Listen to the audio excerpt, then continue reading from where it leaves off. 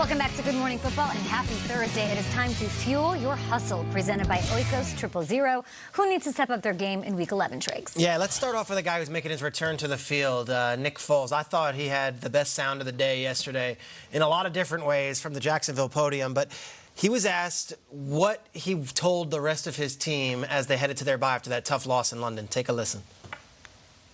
The message was really simple. It was really just to take the pressure of football off. You know, we're blessed to do this, absolutely. But there is a lot of pressure. So to allow guys to know that, you know, I feel that pressure as well. I know what the anxiety is like, but this is how I counteract it. And we can do this together. And that's what I talk about is culture, brotherhood, is being able to talk about not just X's and O's, but life in itself. Because when you can do that, you grow together as a team and people. And then I'm a firm believer in the fourth quarter, players make plays. If you trust the guy next to you, you're probably going to execute better than if you don't. So that's what we're building here. So they come off this hard loss, and Nick Foles says to his teammates, don't talk about football this week. Go and be with your family. Go and do it. And if you know Nick Foles, he had a very, very historic career in Philadelphia in a 2-year span. He also had a difficult tragedy in his life over the offseason that he dealt with. And you come into this season with the injury in the first game. And is there any quarterback you'd rather have down the stretch than this guy? 4-1 just last year. That's not even the Super Bowl season. 4-1 last year in the final 5 games of the season. They obviously won the game in Chicago. And if Alshon Jeffrey catches that ball in New Orleans, who knows? Jaguars are still in this thing. And I think Nick Foles is here to lead them. He was very complimentary of Gardner Minshew as well. I love what Foles brings to the Jaguars. And I think they are not dead yet because of that guy right there under center. Nick Foles is one of the best to do it, and I love the fact that he talks about that brotherhood.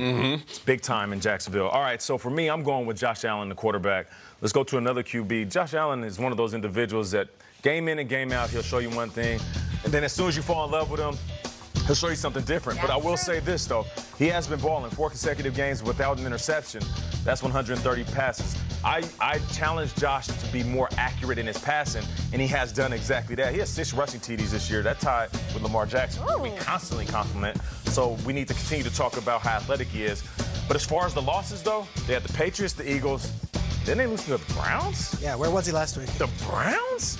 So for me, Josh, who are you? I don't know. The moment we say, you know what, he only loses to really good teams, you lose to the Browns. So I'm going to need him to fuel his hustle because it's a slippery slope with teams like the Bills because they're so good right now. But one bad game, one bad moment, one bad slide could have them heading in the opposite direction. And then December, we're sitting back saying, wait, did the Bills miss the playoffs? This is the game. They're playing the Dolphins. Go win this game. Go win this game. So for me, it is about Josh Allen and him correct, because he's the captain of the ship. Yeah. Correct this and move forward. It's time to grow up. I mean, let's go. It's time.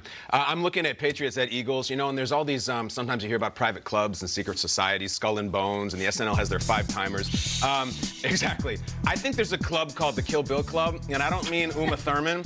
I'm talking about a club where you hit the piano key and the bookcase opens and you walk in, and Tom Coughlin is the chairman of that club. He's got a robot? Yeah. She's the John Harbaugh takes minutes. Gary Kubiak is the secretary, and guys, Doug Peterson is the treasurer of the Kill Bill Club. These are the gentlemen who have taken out great Bill Belichick teams in January and February. And this is the first time that Bill has seen Doug Peterson since that infamous Super Bowl. Bill Belichick seems to be the kind of guy that years and years from now, he's on his fishing boat and he's recollecting of all the times. He's not going to remember the ones he won as much as the ones that he lost. It's really a prolific loss, and I compare it to something in another industry. You go back to the year 2003, there is a gauntlet of performers nominated for Best Actor in a Leading Role, including the Bill Belichick of Hollywood, Daniel Day-Lewis, the man who will spend 20 years being a shoe cobbler just to have 2 lines in a movie about a shoe cobbler. This is the man, the greatest living actor, the Bill Belichick, the GOAT. The greatest? All right, now he's nominated against, Michael Caine, Jack Nicholson, Nick Cage, but who does he lose to? Who's the next picture? Go ahead. This is who Bill Belichick, he loses to Adrian Brody. The piano and a piano player. And guys, this is fascinating. That is the Doug Peterson to me. Goes on to have a nice career, respected, but he beat the GOAT, all right? And guess who Daniel Day-Lewis was playing in the movie he lost for? Bill the Butcher. Who did Doug Peterson beat? Bill the Butcher. This is Daniel Day going back against Adrian, doing Waiting for Godot off Broadway. And we'll see who's got it more. This is Belichick versus Peterson, trying to get him kicked out of the Kill Bill Club, but it ain't easy. We can talk about the rematch of Super Bowl 52, what it means to both sides, what Tom Brady said on his weekly radio call. Does it feel the same to you? Like when you're thinking and approaching this Week 11 matchup, it feels nothing like what it did back then. No, not I'm then, not even because thinking Wentz of it. was out. Obviously, we were at it's the different, Super but Bowl and stuff. are you feeling some kind of way about either squad? I feel like it's a different world. Well, the Eagles right now feel flat. At the time, they were the team of destinies and the dog mask and the underdog, so it does feel different. But if the Eagles flip the table this weekend and beat New England, they're back. I mean, they're fully back. For my Fuel Your Hustle, usually we go for guys who are underperforming or we want to see, we're challenging Josh Allen that we want to see more. I'm going to go with a guy who's been crushing it but needs to make a play against Lamar Jackson's squad this week. It's Deshaun Watson. To me, this is the game of the week. I'm so excited to watch this one in Baltimore, for Baltimore. Deshaun Watson can go up to Lamar Jackson and say, hey, guess what? I have 15 or more passing touchdowns. I have 5 or more rushing touchdowns. And I have a passer rating over 100 the first 10 weeks of the season, just like you do. They are the only two in NFL history to share that specific stat line. And Lamar Jackson's been the talk of the town the first 10 weeks of the season. He's in the MVP conversation with Russell Wilson. There's nothing I love more than a crowded MVP race. Everybody put your stamp on the league and these specific games and these moments and get yourself in that conversation. Deshaun Watson, I think, can do that if he can outduel Lamar head-to-head and, you know, puts the Texans in position to earn a first-round bye in the AFC while he's at it. There's a great who would you rather have right now for the rest of their career, Deshaun or Lamar? I don't know. I mean, it's a pick 'em. Two Heisman winners. Yeah. He needs that game. I think he needs it too. I know it'll be a tough one up against Marlon Humphrey and Talk about Marcus it. Peters and company. Will Silva's out in the newsroom. More on that Super Bowl rematch from Super Bowl 52, Eagles-Patriots. What do you got? Absolutely. What's going on there, Kay? And guys, and you touched upon it, it was the first Super Bowl championship in franchise history for the Eagles as they took care of Bill Belichick and the Patriots. Now, in that game, both teams combining for 1,151 total yards. The most combined yards by two opposing teams in any game in NFL history. And, oh, it featured that play. It was, oh, yeah, you know the one. The Philly special. The one Nate, Peter, and Kyle recreate on the streets of New York. In the week for our Sidewalk Chalk segment, head coach Doug Peterson was asked if playing New England in the past gave him a blueprint on how to handle them this season, and he said no. I think this, we're a different team, they're a different team from then. So, you know, I mean, their defense is different today than it was then. Offense is different, personnel is different, and so it's you know,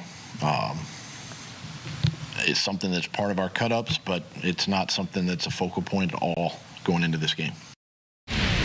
Well, the Eagles' divisional opponents, the Redskins, will now have rookie Dwayne Haskins under center for the rest of the season.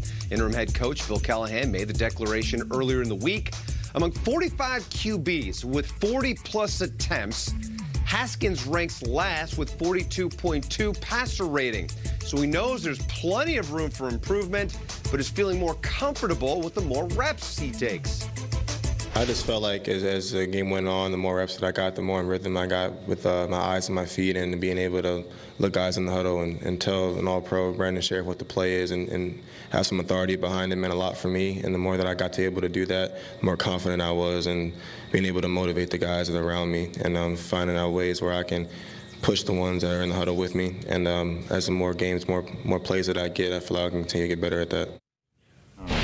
Keep those reps coming. The Redskins have gone 3 straight games without any touchdown for the first time since 1940. So it's been a while since they've reached that end zone. So good luck to Dwayne Haskins and the Redskins. Yeah.